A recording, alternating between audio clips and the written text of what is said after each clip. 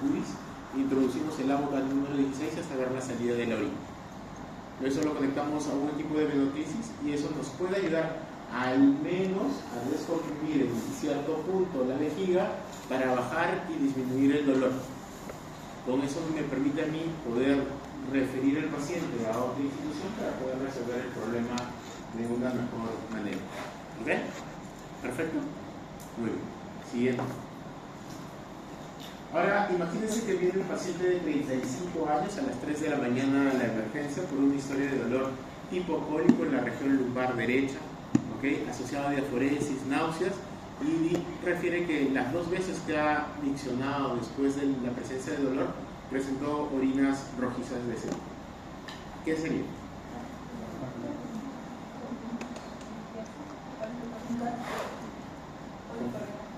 Sería un cólico renal. ¿Ok? ¿Ya?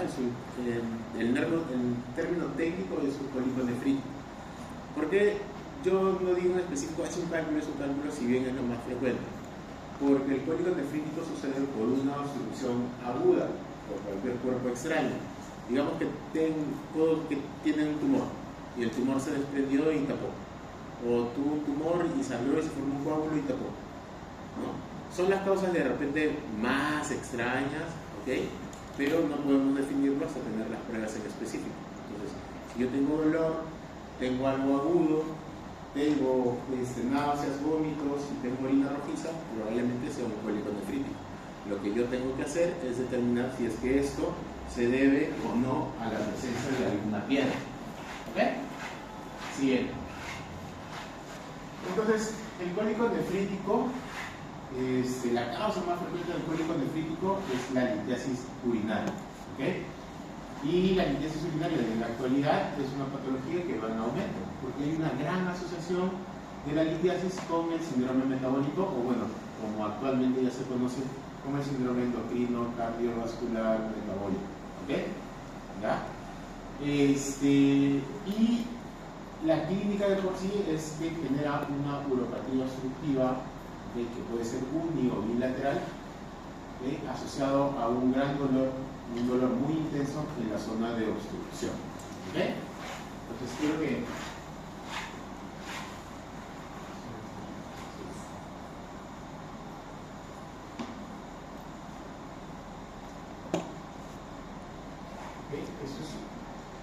eso es un riñoncito, ¿ok?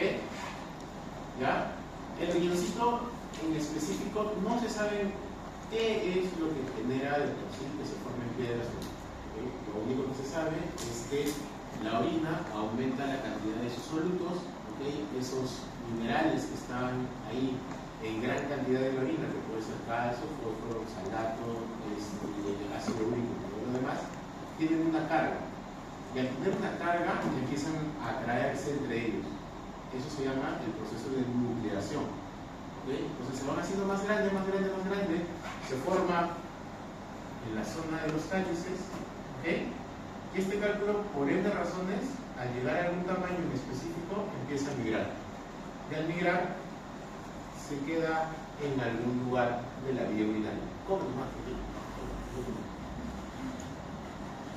¿En qué lugares se puede quedar atracado el cálculo?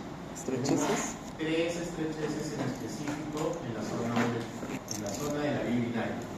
La unión ureteropélvica, el cruce de los ilíacos y la unión ureterovesical.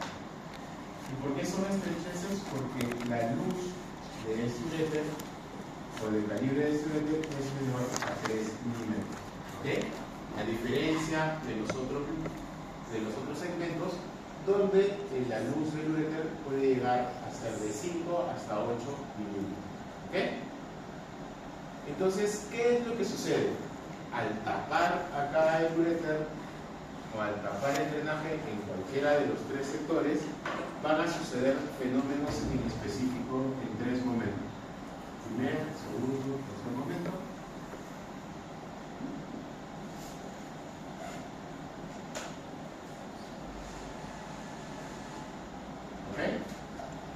Entonces, a ver, más que nada para despertarlos un poco. Imagínense que ahí afuera, aparte de estar su compañero, está la doctora Solís con el examen con todos los exámenes de cirugía que les faltan. Cirugía menor, cirugía mayor o cirugía pequeña, todos los exámenes, con todas las respuestas. Y dice que le va a entregar todas las respuestas al primero que salga. ¿Qué harían? ¿Se quedarían escuchando acá la clase o saldrían volando? Salen volando. ¿Ok? Entonces, se viene como que una marea de personas acá acumuladas queriendo salir desesperadamente, y estoy yo acá en la puerta queriendo detenerlos. ¿Qué es lo que van a intentar hacer ustedes, que son la gran mayoría? ¿Qué van a hacer? ¿Más fuerza? ¿Querer aplicar su poder sanfernandino? ¿Ok? ¿Sí? ¿Van a querer hacer más fuerza ustedes para querer tumbarlo? ¿No? Pero, ¿se han visto ustedes? ¿Ustedes creen que van a poder tumbarlo? ¿Ok? No ganan ni la semana y van a poder tumbarlo. Entonces, de ser así, entonces, en algún momento de seguir intentándolo, se van a cansar, a agotar. Y eso es lo que pasa con el riñón. ¿Qué es lo que haría inicialmente si el riñón tiene algo que lo obstruye el camino? ¿Qué es lo que haría? ¿Ah? ¿Qué empieza a producir? ¿Ah? ¿Quién dijo? ¿Alguien lo dijo? Escuché. Más orina. ¿Ah? Más orina. Más presión. Ok. ¿Cómo generaría más presión? ¿Eso qué significa? Vasoconstricción. Peristaltismo. Aumenta su peristaltismo. ¿Y qué más? ¿Qué produce el riñón? ¿Leche? ¿Ah? Orina. Muy bien. ¡Wow! Le dieron. Entonces, el riñón lo que tiene a su mano es la producción de orina, muy aparte de que produzca otros tipos de hormonas, autor, produce eritropoyetina, autor, también produce la C. Pero en este caso, desde el punto de vista funcional o excretorio, lo que produce es más cantidad de orina. ¿Okay? Entonces, la única forma que tiene para vencer la obstrucción es aumentando su producción de orina para poder expulsarlo, junto con el movimiento peristáltico que puede tener el huevo. ¿Ok? ¿Ya? Entonces, en un inicio, dentro del proceso de sucedido de la obstrucción, dentro de la primera hora y media, va a haber un aumento de interleuquinas, ¿ok? Específicamente de la interleuquina número 8, y una inhibición de la hormona antidiurética. Esto va a generar un aumento del flujo renal, aumentando la tasa de filtración glomerular. ¿Ok? Entonces va a producir más orina y por ende la presión que está acá adentro va a aumentar. Aumenta la presión intrarrenal. Esa presión intrarrenal va a generar que la cápsula del riñón se expanda, ¿ok? Y va a generar también que la lámina propia del uréter también se expanda. ¿Dónde se encuentran los nociceptores a nivel renal? En la cápsula. ¿Y dónde se encuentran los nociceptores a nivel de la pelvis y el uréter? A nivel de la lámina propia. ¿Ok? Entonces, esta distensión y esta activación y liberación de interleuquinas, ¿ok?, va a ser la activación de todos los nociceptores a nivel renal, ¿ok?, y a nivel de la vía excretoria. Y mientras más abajo va a ser la obstrucción, mayor activación ¿de qué? De zonas de dolor vamos a tener. Por eso el paciente, cuando de repente, si el cálculo está en unión uretropiénica, solo refiere dolor en la zona lumbar. Si está en el cruce de los ilíacos, avanza hasta el flanco y la fosa ilíaca. Pero si está en unión uretrovesical, es la zona del hipogastrio y hasta la zona de los cervicales. ¿Ok? Eso sucede dentro de la primera hora y media. Pero después de una hora y media de seguir batallando, como que el riñón dice, oye, ya no voy a dar más. ¿ok? No estoy joven. Entonces va a haber liberación de hormona antidiurética, ¿ok? Y de angiotensina 2. ¿Ok? ¿Esto qué va a generar? Va a generar una vasoconstricción, va a generar una disminución de la tasa de filtración glomerular, pero la orina sigue ahí, o sea, la orina no se ha drenado ni nada por el estilo. La presión todavía sigue relativamente alta. Pero el riñón ya empieza a entrar en su estado de defensa, en un estado de invernación. ¿Ok? Porque si sigue sabiendo que va a seguir aumentando, produciendo más orina y aumentando más la presión, va a generar mayor daño a nivel glomerular. Pasadas las 5 horas, ¿ok? ¿Qué es lo que va a suceder? Van a suceder microrupturas. Microrupturas del sistema colector, microrupturas del sistema linfático, y al haber un drenaje de cierta forma, ¿ok? Va a haber una disminución de la presión intrarrenal y un alivio de cierta medida del dolor. ¿Okay? Entonces todo esto pasa en una uropatía obstructiva. ¿Okay? Acá estamos asumiendo de que esta uropatía obstructiva es por la causa más frecuente que es un cálculo. Pero esta uropatía obstructiva, que puede ser uni o bilateral, puede suceder por tumores, por coágulos, por algún cuerpo o por cualquier otro tipo de cuerpo extraño. ¿Okay? Y la representación clínica, ¿okay? O la forma clínica en la que se presenta es de un cólico de fluido. ¿Ok? Es muy importante, esto es una revisión muy somera de lo que es la parte de la fisiopatología, incluye muchas más cosas, a ver si es uni, si es bi, ¿ok? Cambio bastante. Desde el punto de vista clínico, el dolor es un dolor intenso, ¿ok? Es un dolor que aparece habitualmente cuando uno está durmiendo, ¿ok? No es lo más frecuente, pero es, o sea, no es que sea, parece raro, pero es lo más frecuente, parece cuando uno está durmiendo. Eso se asocia a náuseas, a vómitos y a orinas hematúricas, orinas rojizas. Pero la ausencia de hematuria no descarta el tema de tener algún cólico nefrítico. ¿Okay? El diagnóstico, para saber específicamente qué es lo que me está obstruyendo, lo voy a saber usando una uroten, idealmente sin contraste. ¿Okay? Recuerden que el método diagnóstico o el estándar para el diagnóstico de cálculos es la uroten sin contraste. El tratamiento inmediato, ¿qué tiene que ser? ¿Por qué es lo que viene el paciente a la emergencia? Por dolor. ¿Qué tengo que hacer? Aliviar el dolor. ¿Qué le digo? Tranquilo, vos, tranquilo. Como la canción. ¿No? ¿Qué le doy? ¿Cómo qué? ¿Aines? ¿Por qué un Aines?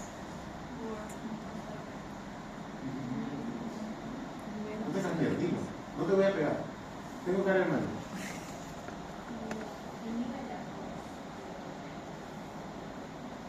Vas a inhibir la cascada del ácido araquidónico. Vas a limitar la presencia de interleuquinas dentro del proceso inflamatorio. Por ende, vas a generar dos cosas. Vas a eliminar el estímulo de los nociceptores, ¿ok? Y segundo, vas a generar una vasoconstricción, ¿ok? A nivel renal, y con eso voy a disminuir la tasa de filtración glomerular. Por ende, voy a inhibir la producción de orina. En cierta forma, los AINES es el mejor medicamento que nosotros tenemos para el manejo del cólico renal. ¿Ok? Nada que doctor, démosle AINES, no. Cuando vayan a emergencia, peleense con el emergencista, ¿ok? O el emergenciólogo, como pueden llamarlo, porque ellos siempre le tienen que dar biosina para el cólico renal y el paciente se queja demasiado. ¿Por qué no dar opioides inicialmente? Uno es que me podría generar más náuseas y más vómitos, que está correcto. Si bien me va a inhibir solamente la activación a nivel de los nociceptores, el tema de usar opioides es que también me genera relajación del músculo liso del inglés. Entonces, por ende, el riñón va a pensar de que ya se subió y va a empezar a producir más orina. Y cuando pase el efecto de bloqueo de los vasoreceptores, ¿qué es lo que va a pasar? ¿Va a tener más? Más dolor. Por eso después que le dan opioides, pasado una hora, dice, le dieron opioides, se le calmó un ratito, pero a la hora le volvió un dolor más intenso, doctor. Y es que es por eso. ¿Okay? Por eso, como manejo inicial, nosotros no aportamos el uso de opioides. ¿Okay?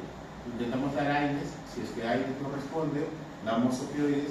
Si opioides no responde, ya es tributario para hacer una derivación urinaria usando un catéter PICTAIN o colocando una nefrostomía. ¿Ok? ¿Ya? Ahora, si el paciente presenta náuseas o presenta vómitos, nosotros manejamos esto con inhibidores de las náuseas a nivel central, usando imidinato o ondansetron como mejor opción. No use metoclopramida, la metoclopramida solamente tiene acción a nivel periférico. ¿Ya? Y por último, en el tema de la hidratación.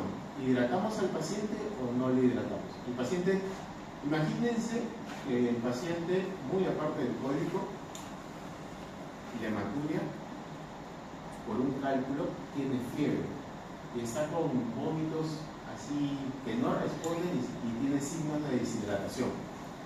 Pero a mí me han dicho que no le debo dar líquido porque si no produce más orina. Entonces, lo veo deshidratado y yo estoy acá con mi orina. ¿Le doy o no le doy? ¿Le doy o no le doy? ¿Qué opino? Lo dejo deshidratado. Le doy un AINES. Lo llevo a la falla renal. ¿Ah? Que tome con cucharita. Le podemos hidratar, ¿okay? Dar una hidratación basal. Lo que está proscrito, lo que está prohibido es la sobrehidratación. ¿Cuánto deberíamos darle? Más o menos calcular entre litro y litro 200 para las próximas 24 horas, en los cuales él se va a quedar en observación. ¿Okay? No le vas a pasar 3 litros en 24 horas, 2 litros en 24 horas. ¿Okay? Ahí sí, lo llevas al enfermo y obvio que va a presentar mucho. ¿Ya? Y el tratamiento inmediato es un tratamiento que lo van a ver definiendo qué es lo que genera la obstrucción, ¿no? Si es un cálculo, ver si es tributario para la hidrotricia, o si es solamente para una derivación urinaria, o si es un tumor, ya qué tipo de cirugía le vamos a ofrecer. ¿Ok? Muy bien, siguiente. Este es un paciente, bueno, ¿se ve bien? ¿No lo ven bien? ¿Ven? ¿Sí? ¿Oído? Este es un paciente varón de 65 años de edad que después de una estimulación, ¿okay? Presentó imposibilidad para reacomodar el prepucio. ¿Okay? Él presentó dolor, edema en la zona del prepucio y del glande, ¿okay? Y vino hacia la emergencia. Sí podía miccionar sin ningún problema. ¿Okay? ¿Qué es? ¿Para? ¿Fimosis? ¿Sí? ¿Sí? ¿Queda claro? ¿Sí? Perfecto. Esta es una parafimosis. Y esta es una parafimosis en un adulto mayor. Entonces, ¿qué significa esto? Siguiente, que la parafimosis es una patología que puede presentarse en cualquier edad. ¿Okay? No es que sea algo específico de los niños o de los jóvenes o algo por el estilo. ¿Okay? La clínica es específica, su paciente presenta dolor, edema y cianosis, ¿no? Es como si estuviesen estrangulando a su vez, ¿no? Y lo agarras del cuello, se va a poner azul, ¿no? Sí, bueno. El diagnóstico es netamente clínico, ¿okay? Y el tratamiento adecuado es netamente la reducción inmediata o la reacomodación del prepucio, ¿okay? Para que quede por encima del glande. Tenemos una escala, ¿okay? O unos pasos que nosotros debemos seguir para poder realizar el tratamiento, ¿okay? Colocamos hielo para bajar el edema, después hacemos la maniobra de tracción contra tracción para poder acomodarlo, ¿okay? Si eso no funciona, hacemos el dandí. El dandí es que vemos esa zona edematosa y la pulsamos después presionamos para que haya una salida del edema, y si el edema sale, nosotros nuevamente colocamos. Si no funciona, hacemos ahí clic, que es hacer un corte en la región dorsal, ¿okay? Para que se aperture el anillo y poder recolocar. Y si nada de esto funciona, es tener que hacer una postectomía de emergencia. ¿Ok? ¿Entendieron? Pueden resolver una parafimosis ahorita llegando a suceder. ¿Pero qué consiste la postectomía? La postectomía es la circuncisión, ¿no? Es retirarle todo el prepucio que le está obstruido. Voy a usar a su compañero para hacer una demostración. Una postectomía. Está aquí. No funciona. Présame tu brazo, nada más. Solo tu brazo. Imaginemos, ese es el glande, ese es el cuerpo del pene y ese es el prepucio. ¿Okay? El anillo prepucial va a ir estrangulando la zona de su glande y el cuerpo del pene. ¿Okay? Lo que yo tengo que hacer es que este anillo que está estrangulando acá tenga que estar por acá delante. ¿Okay? Y la única forma es intentar inicialmente hacer una maniobra de tracción contra tracción. Cojo con mis dedos toda la zona del prepucio y con mis pulgares voy empujando, ¿ok? Para poder reacomodarme y quedaría así. ¿Ok? Eso es todo lo que debería hacer. Si inicialmente eso no funciona, primero coloco lleno. Espero 10 minutos y nuevamente intento la maniobra. Si eso no funciona, nuevamente lleno. Si eso no funciona, pulso. Si pulsar no funciona, hago un corte. Corto acá para que este anillo se abra, ¿okay? Tenga mayor diámetro y pueda reacomodarse con facilidad. ¿Ok? Muy bien. Siguiente. Esto es un slip dorsal. ¿Se acuerdan de la primera imagen? ¿Ok? ¿Se acuerdan? ¿Sí? ¿Se acuerdan? ¿Ya? Ahí lo está estrangulando. No funcionó nada de la maniobra de tracción contra tracción y le hicimos un corte en la región dorsal. Y queda abierto y se reacomoda. ¿Ok? ¿Perfecto? Muy bien. Siguiente. Dale clic a este video. Y esto es cómo deberían hacerlo, ¿no? Ven ahí el edema de la mucosa prepucial, ¿okay? El edema también de la zona del glande, el anillo parafimótico. En este caso le colocaron anestesia. Si es que pueden, le pueden colocar anestesia en la zona de la base del pene para poder realizarlo. Y esta es la maniobra de tracción contra tracción.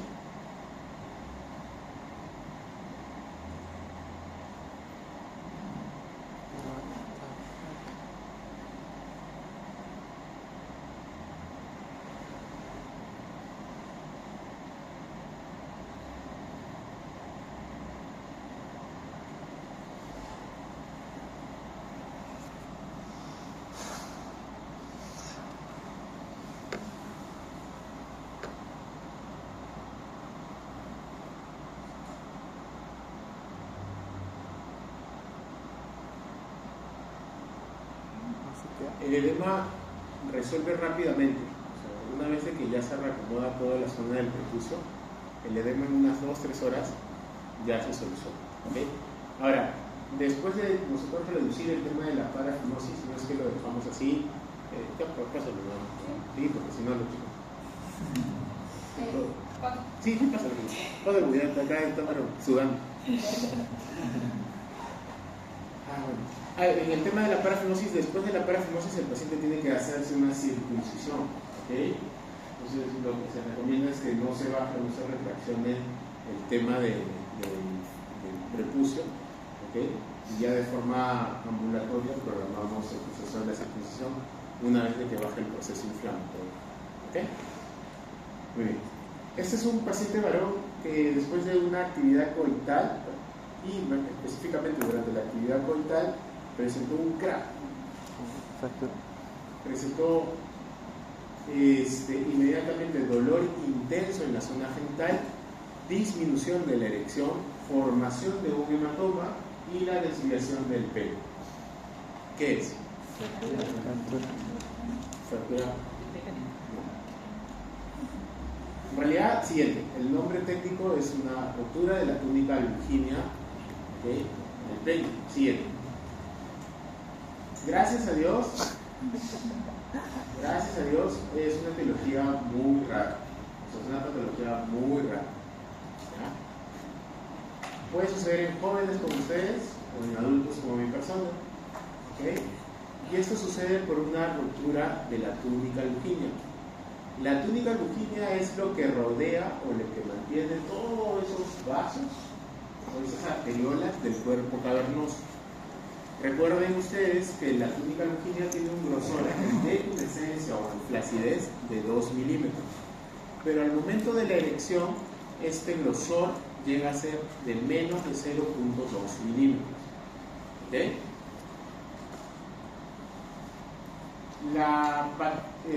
El agente que puede generar la patología es una gran movilización, una gran tracción o durante la erección. ¿Okay? El pene tiene que estar erecto para que suceda la ruptura.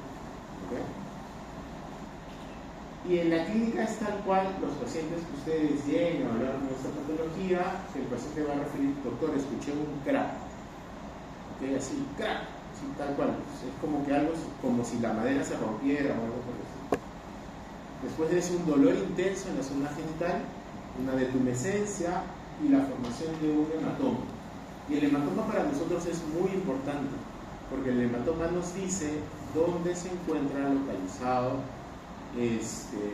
la lesión. ¿Okay? La lesión siempre se va a encontrar de forma contralateral a la zona de desviación del pene. ¿Okay? Si, digamos, yo tengo un paciente que viene con una fractura del pene, con una desviación hacia el lado derecho, la lesión ¿dónde va a estar? Izquierdo, ¿no? Y viceversa. Si el paciente presenta una desviación hacia la izquierda, la lesión va a estar a la derecha. ¿Okay? El problema sería si es que el paciente presenta una desviación ventral. ¿Por qué?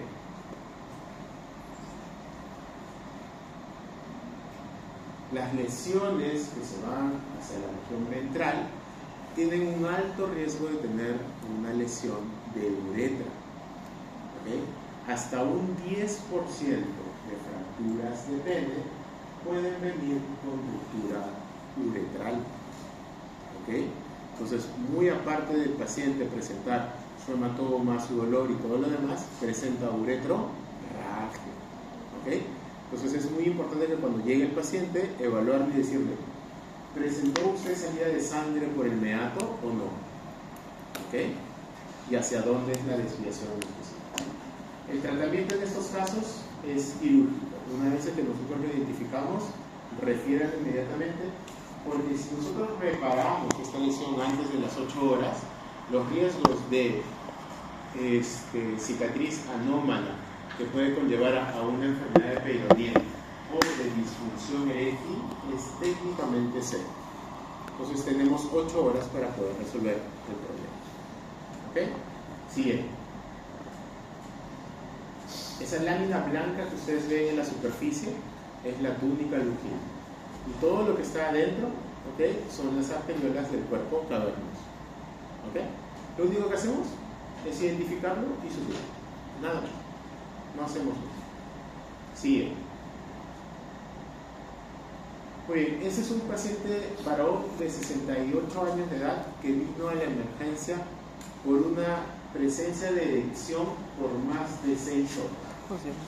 Presentaba dolor en toda la zona genital y específicamente dolor cuando tenía toques o movilización de la zona del glúteo.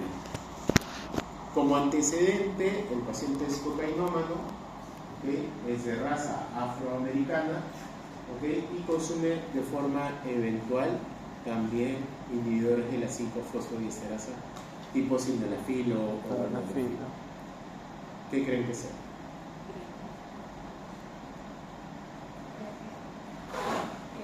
Priapril. Muy bien. ¿Ok? Siguiente. El priaprismo es una erección patológica. Puede presentarse en todas las edades. ¿Okay? Hay dos tipos en específico. La que nos interesa a nosotros como emergencia es el tipo isquémico. ¿Okay? El tipo isquémico, si bien tiene causas desde el punto de vista hematológico, ¿okay? Por leucemias, enfermedades de sickle cell, por consumo de estimulantes tipo cocaína, ¿okay? Heroína, ¿okay? O usos de antipsicóticos también pueden generar esto. El uso de tamsulosina también puede generarnos la formación de priapismo. Es muy raro que exista priapismo por uso de inhibidores de la 5-fosfodiesterasa, pero también es posible, ¿okay? Uso o inyección de parjaverina a nivel de los cuerpos cavernosos como tratamiento de disfunción eréctil también pueden condicionar el tema de un priapismo. Problemas neurológicos como tumoraciones a nivel medular en la zona dorsal pueden generar alteraciones también de la erección, ¿okay? Entonces hay una innumerable cantidad de patologías con las que puede presentarse el priapismo. Entonces muchas veces cuando venga el paciente, ¿okay?, con un priapismo, hay que consultarle si es que consume o no consume ciertos medicamentos o ciertos estimulantes, ya que si se descarta eso, antes de tratar el priapismo, también tengo que tratar la enfermedad de fondo, ¿okay? En emergencia tuvieron un paciente 5 días con una enfermedad de la anemia falciforme, ¿okay?, hospitalizado solo por el priapismo y nadie se dio cuenta que tenía anemia falciforme. Así que siempre consulten cuál es la patología de fondo, ¿okay? Al pobre señor le inyectaron 1000 veces todo para resolver el priapismo y no hubo una solución. El diagnóstico es netamente clínico, tiene que consultarle cuánto tiempo tuvo la erección, ¿okay? Y algo muy clave es que más allá del tiempo, eso es una erección en la cual los cuerpos cavernosos están tónicos, o sea, tienen una rigidez palpable, pero el glande es blando, ¿okay?, a diferencia de una erección normal, donde todo presenta una rigidez, ¿okay?, y es doloroso a la palpación el tema de tener un priapismo de tipo isquémico. El tratamiento de por sí, si tengo sangre acumulada, ¿qué tengo que hacer? Drenar, ¿ok? Lo pulso y voy drenando toda la sangre que tengo acumulada. Si esa sangre no quiere salir por sí sola, lo que puedo hacer es lavado de estilo líquido dentro de los cuerpos cavernosos para licuefactar un poco, diluir un poco la sangre para poder extraer. Ya si eso no funciona, en un último punto es poder hacerle alguna derivación vascular para tener algún drenaje en específico. ¿Ok? Siguiente. Entonces, el drenaje nosotros hacemos con punciones glandocorporales, ¿ok? Atraviesan el glande y llegan hasta el cuerpo cavernosos con trócares de 16, 14G, 16G, ¿ok? Y después de eso ordeñamos la zona de los cuerpos cavernosos para nosotros evacuar toda la sangre. O lo otro es hacer el lavado de la zona genital, ¿no? Colocamos una boca número 14 o número 16 en un cuerpo cavernoso y vamos instilando líquido y aspirando, aspirando, ¿ok? Y eso para que nos ayude a nosotros a poder diluir y poder extraer toda la sangre que va a acumular. Siguiente. Ese es un paciente varón de 55 años de edad, es un paciente diabético, mal controlado, que viene con un trastorno del sensorio, ¿okay? Viene con inestabilidad hemodinámica, taquicárdico, presión de 8,4, ¿okay? Y a la par viene con la zona genital aumentada de volumen, con mal olor, y al examen evidencian crepitaciones en su superficie. ¿Qué es eso?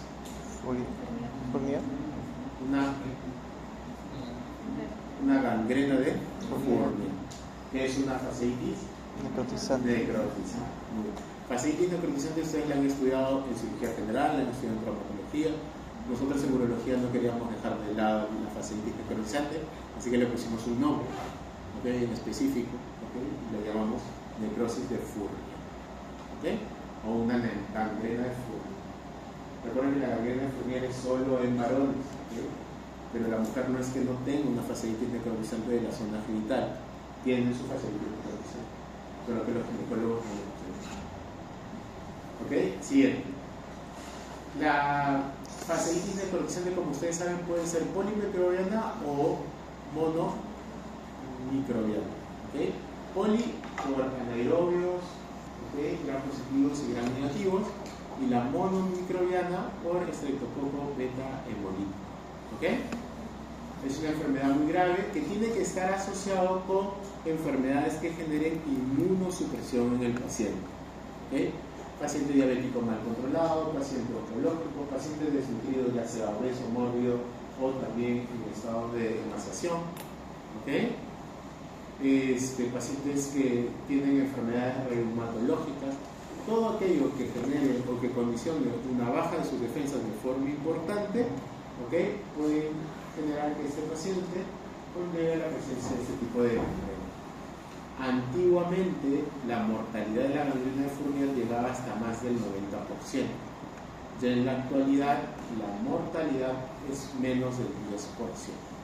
No deja de ser una enfermedad muy grave, ya que es importante determinar la enfermedad como tal en sus inicios para poder resolver. La clínica dentro de la forma local, ¿okay? En la parte biológica, el paciente va a presentar edema, dolor, mal olor y sobre todo las crepitaciones, ¿okay? Que eso nos va a ayudar a diferenciarlo de la celulitis escrotal. ¿Okay?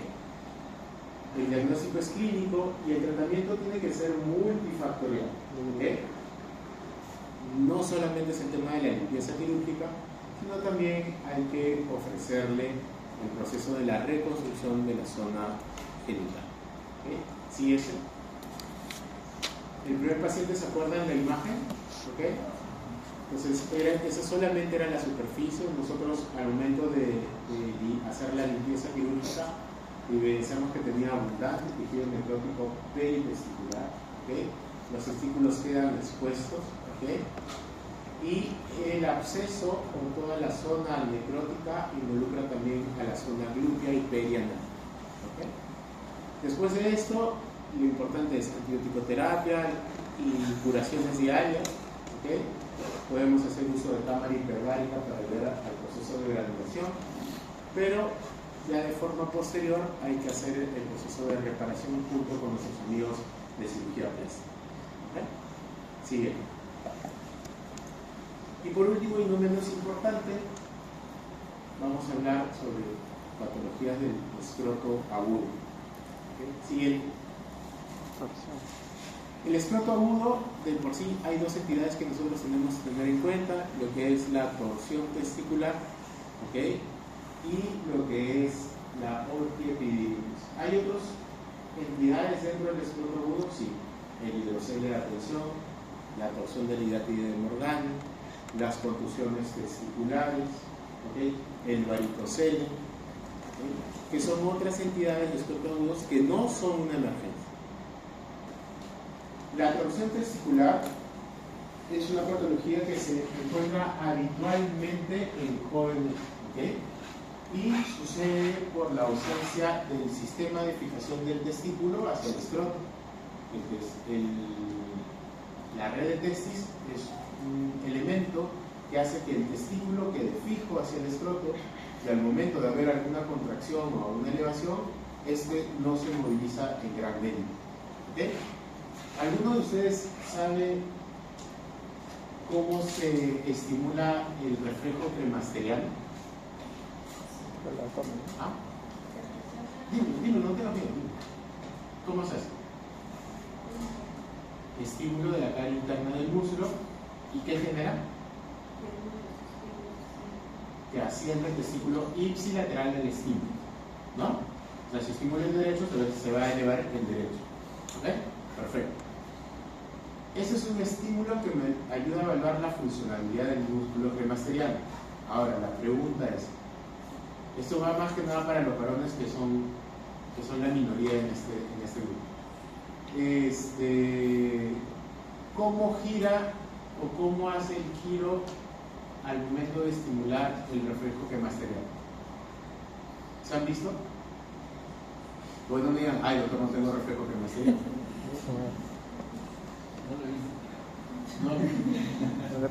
No hay. No, sí hay. Ya. ¿Nada? ¿Nos han preguntado? ¿No solamente tengo este reflejo? Porque, ¿por qué es importante? O sea, digamos, cuando tengo el tema de torsión testicular, para que suceda el proceso de isquemia en el testículo y en la ausencia de este sistema de fijación, el testículo tiene que torcerse 2.5 veces sobre su eje.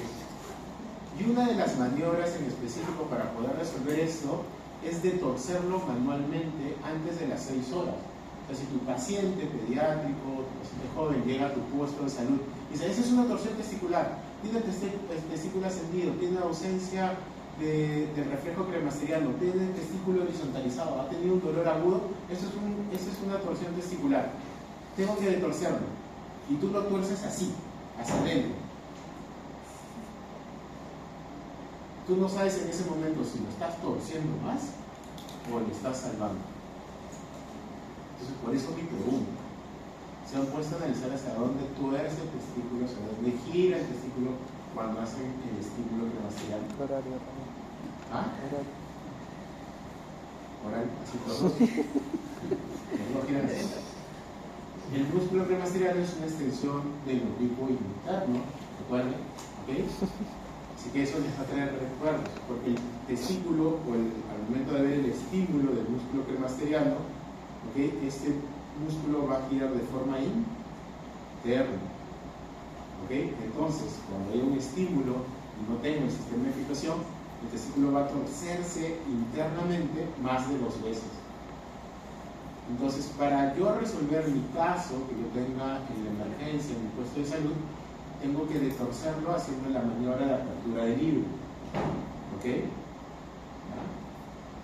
Si es el testículo izquierdo de un paciente, lo voy a girar externamente. También si es el testículo derecho, lo voy a girar externamente. ¿Y cuántas veces debo intentar girarlo? 2.5. Como mínimo 2 veces. ¿Okay? Como mínimo 2 veces. Si yo resuelvo la torsión testicular dentro de las 6 primeras horas, ¿ok? Disminuyo el riesgo de pérdida testicular hasta un 80%. ¿Ok? Doctor, ¿le va a doler al paciente? ¿Le va a incomodar? Sí, le va a doler horrible, pero le vas a salvar un testículo. Y eso es importante. ¿Ok? Entonces, ¿queda claro? ¿Qué es lo que deben hacer para resolver este tipo de emergencia? En el caso de una orquiepididimitis es un cuadro más subagudo, es un cuadro más crónico, hay un aumento de volumen testicular, no hay ascenso del testículo, no hay horizontalización del testículo. Al momento del ascenso del testículo hay una disminución del dolor y no hay pérdida del reflejo cremasteriano. ¿Ok? Todo lo contrario de la torsión. ¿Ya? En el tema de la orquiepididimitis se lo logro determinar que habitualmente se presenta en jóvenes o en adultos mayores, el tratamiento es netamente con el uso de antibióticos, analgésicos y reposo. Muy bien, siguiente. Entonces, esa es una torsión testicular que llegó, el paciente llevó 12 horas porque en su serum no lo pudieron resolver. Imagínense. Entonces, para evitar esto, ya saben lo que ustedes deben hacer. Siguiente. Entonces es importante diferenciar una urgencia de una emergencia. ¿Okay? Las causas del error les va a ayudar a determinar cómo poder resolverlo. El cólico nefrítico ya saben cómo empezarlo, el tratamiento es importante. La parafumosis se resuelve una vez que se identifica. Y lo que es la torsión testicular se puede identificarlo, tratarlo inicialmente y referirles, etc. Pero todo lo que sea fractura de pene, priapismo y necrosis de Fournier, eso sí es manejo por un hospital de gran magnitud. Ahora, siguiente. Si bien estas son las emergencias más comunes en urología, hay emergencias un poquito cómicas en urología. En urología nunca te dejas de divertir. ¿Han visto ustedes lesión por rayo? ¿Por rayo? ¿No han escuchado? Le cayó un rayo. ¿Sí? Sí, sí. ¿Ok? ¿Qué pasa cuando le cae un rayo? ¿Hay un punto de Entrada. ¿Ah? Entrada. ¿Hay un punto de entrada y de Salida. salida? En este caso, al señor era un granjero, salió, ¿Lo cortó? pero le cayó el rayo, dice, por el cuerpo y el punto de salida fue por el pelo. ¿Lo cortó, no? Sí. él vivo, él está vivo, pero sucedió un proceso de modificación del pene, que el pene se fue retrayendo y cayendo y técnicamente se amputó, ¿no? Ese es técnicamente ya el 50% del pene que quedó, y de forma posterior al mes se cayó la totalidad del pene.